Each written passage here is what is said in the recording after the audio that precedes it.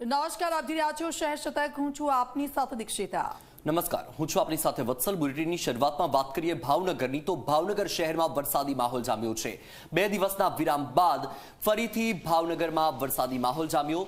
ભાવનગરના વાઘાવડી રોડ, કાળાનાડામાં વરસાદ, જશોનાથ, ચિત્રા, ફૂલસર, નવાપરામાં પણ વરસાદ નોંધાયો। ઘોઘા સર્કલ, વિદ્યાનગર વિસ્તારમાં પણ વરસાદી માહોલ જામ્યો। તો આ દ્રશ્યો આપ જોઈ રહ્યા છો ભાવનગરના છે।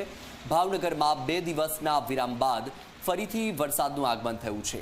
તો ભાવનગરમાં વરસાદી માહોલ છવાતા લોકોમાં પણ ખુશીનો માહોલ છવાયો છે। 2 દિવસ સુધી વરસાદે વિરામ લીધો હતો અને ફરીથી વરસાદ શરૂ થયો છે। વધુ માહિતી મેળવીએ સંવાદદાતા નવનીત પાસેથી। નવનીત, જ્યાં એક તરફ 10 જિલ્લામાં યલો એલર્ટ આપવામાં આવ્યું છે, ભાવનગરમાં પણ 2 દિવસ વરસાદે વિરામ લીધો હતો, ત્યાં ફરી આજે વરસાદનું આગમન થયું, કેવો માહોલ?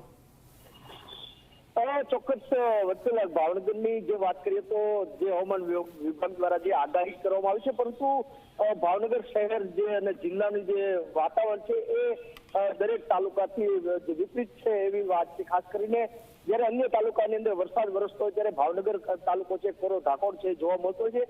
હવામાન વિભાગની આગાહી મુજબ ભાવનગરમાં પણ આ જ રીતનો માહોલ રહ્યો છે। ખાસ કરીને છેલ્લા 2 દિવસ જે રીતના કોરો ધાકોડ જે માહોલ રહ્યો હતો ને 2 દિવસ છે, 2 દિવસ બાદ આજે ફરી મેઘરાજાની એન્ટ્રી થઈ છે, ત્યારે શહેરના મોટાભાગના જે તમામ વિસ્તારો છે ત્યાં વરસાદ રહ્યો છે। જોકે ભાવનગર શહેરના બાકીના જે તાલુકા મથકો છે ત્યાં નહીવત વરસાદ છે નોંધાયો છે।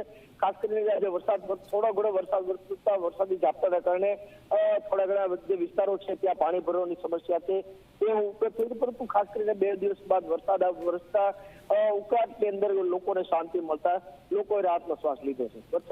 બિલકુલ, નવનીત, માહિતી બદલ આભાર।